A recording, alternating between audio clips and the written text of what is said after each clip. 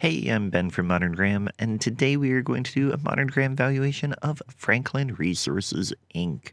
So be sure to stick around to hear what I think of this company. So we have Franklin Resources Inc. is the company name, obviously. The ticker is BEN, B-E-N. The current price is 30.83. The sector is financial services, and the industry is asset management. These are the items on the balance sheet that I find most important. We have total current assets, total current liabilities, long term debt, total assets, intangible assets, total liabilities, and shares outstanding. And all of these figures will come into play in this valuation. Over here with this chart, we have the earnings per share in blue and the dividends per share in red. This is a dividend aristocrat stock. It has been growing its dividend for a very long time, and you can see that it has that is reflected on the chart. The blue, you can see rather steady growth. There have been a few instances where it comes up and down. That is typical of a business cycle in general. And speaking of that, over here with the earnings, looking at the detail, we have diluted earnings per share. And then we also have EPS MG. That is earnings per share Modern Graham. That is a normalized rate, a weighted average of the last 5 years of earnings, putting the most weight on the current year and the least weight on 5 years ago. And that helps smooth out some of that business cycle so that you can see more long-term trends. And looking at that, you can see that it grew until about the mid 2010s, at which point it has come back down and then come back up. So it did have a bit of a cycle, even in the normalized earnings, and that is an interesting thing to see. Dividends, like I said, this one is a dividend aristocrat. It has continually grown its dividend. In fact, every year on the chart that we have, which is 30 years worth of earnings or of dividends here, we have seen growth. And that is good. That shows that they really put a priority in growing that dividend. They care about the dividend. They want their shareholders to get return on their investment. And currently, the dividend yield has been rather high compared to many years ago when it was usually less than 1%. Now it is up in the 3 to 5% range. So that is interesting as well. Stage one of the analysis is to determine if the company is suitable for the defensive investor or the enterprising investor. And remember, the defensive investor is one who is not willing to go into depth in their research into individual companies, so they have a very stringent set of requirements. And here we have market cap has to be over 2 billion. It easily passes that. Current ratio has to be over 2. We have a current ratio of 3.11 here. Positive earnings per share for 10 straight years. It passes that. Dividend payments for 10 years. It clearly passes that. Increase in earnings per share in the last 10 years using 3-year averages at the beginning and end. Here it has seen its earnings go down by about a quarter, so it fails that test. PEMG, that's the price over the earnings per share Modern Graham. That comes to 12.12. That is less than the defensive investor requirements of 20. And the moderate price to assets, we look at the price to book here. We take the price to the book value and we get 1.32. That is lower than the requirement of 2.5, and we pass there. So we get 6 out of 7 points for the defensive investor, and that qualifies.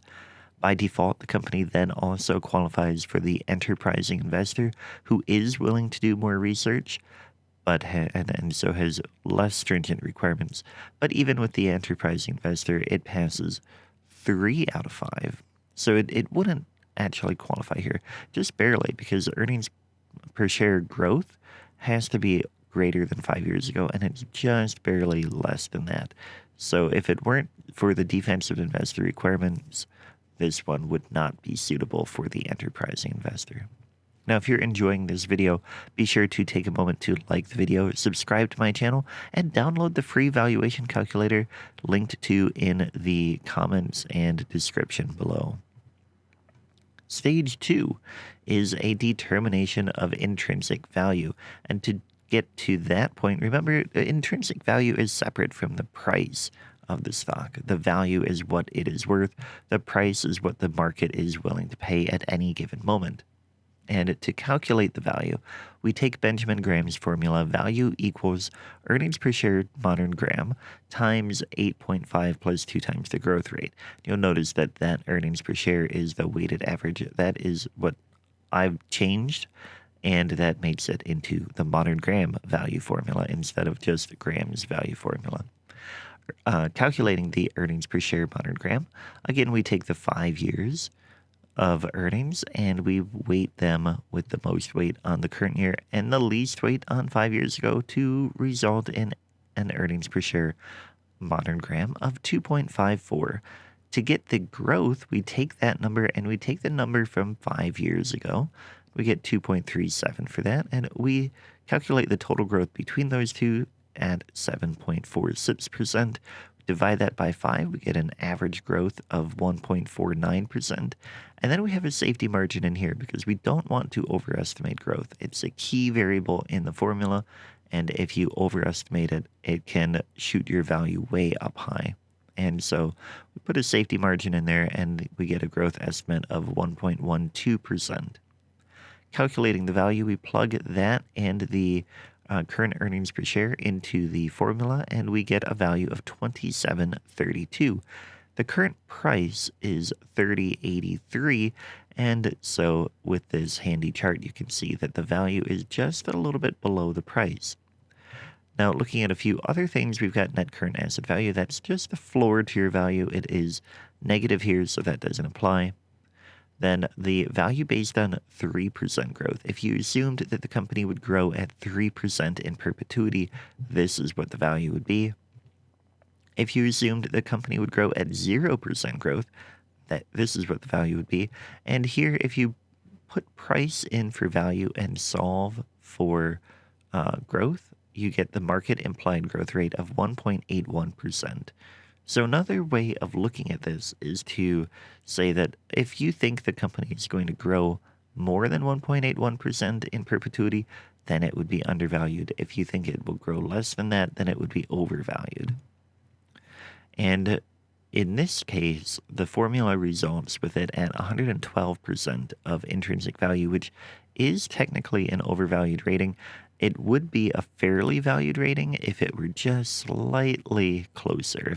I think this goes to 110% before it kicks into overvalued. So fairly valued, I rate as between 75 and 110%. And so this one is just out of that fairly valued range. Looking at the modern Graham grade, which is a system that takes into account other variables or other factors to put a letter grade on different companies so that you can compare them between industries. We have 2 points for investors' suitability, 0 points for a good price to value because it's overvalued, 1 point for trading below its Graham number, 1 point for having a long-term dividend growth, half a point for a dividend yield over 2%, half a point for PE below its industry average, and 0 for trading below its net current asset value. So total score of 5 points, which gives it an A grade. This is a modern Graham A-lister stock. Stage 3 is further research. So at this point, if you determined that the company is suitable for your investor type and you've decided that it is the value that you want, then it's time for you to do further research to determine if it will fit within your own portfolio, taking into account diversification goals and other things like that. And these are just a few things that can help you with that analysis. So again, we have the net current asset value formula. That is a floor to your value. Here it is negative, so it doesn't really apply. That would be a liquidation amount of how much cash would be left over after paying all the liabilities. But looking at the Graham number formula, this is a formula that is derived from the defensive investor requirements and is another way of looking at those and putting a number on that to be able to compare it to the share price. And here the gram number is 35.19, which again is above the price. So the company is trading below its gram number, which is an indicator that it may be undervalued. PEMG formula, again, is the price to earnings modern gram, and we get 12.12 for that. Current ratio is 3.11. Price to book is 1.32. Dividend yield is 3.79% currently, and it has 41 years of consecutive dividend growth. Now, stage 4 is a time to look at the chart. And we do that because at this point, if you've determined that the company is a good thing to buy and it is suitable for your portfolio, then you want to try to time it so that you maximize your profit. And that's when we can look at technical analysis to try and see which way the market is swinging. And right now, you can see that the company has been on an upward trajectory, but it did just close below its moving average. This is an exponential moving average, and that can sometimes indicate that it will be on its way back down. Now, it's not perfect because you can see in here in late December, it crossed below that, and in mid-December too, but it kind of just was flat for a while, and then it continued its upward rise there.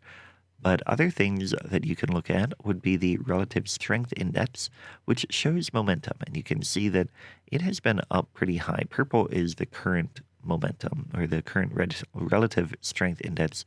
And it got way overbought in early February here, February 2nd.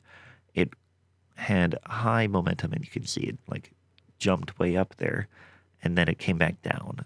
So then the price came down, and so did the momentum, and that momentum is on a downward trajectory. The red is a moving average of that momentum, of that relative strength index, and you can see that is starting to come down now again, and the last time it did that, it was kind of flat for a while before continuing its upward rise. So now I would expect that maybe it will be kind of flat here or continue to go down. It would be interesting to watch what happens here, and then you'll have an idea of whether a good buy opportunity is present.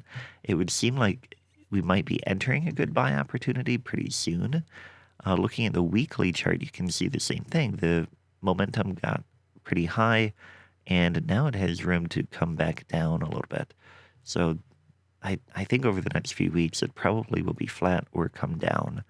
And we also see here that the red moving average on the weekly chart is very close to crossing over the black, which is the long-term moving average, which it would show more of an indication of a potential long-term change. So those are some things to look at with Franklin Resources Inc. I hope you've liked this analysis. And yeah, check out the one on the screen now. It should be another one that you will enjoy. And thanks for watching, and I will catch you next time. Take care.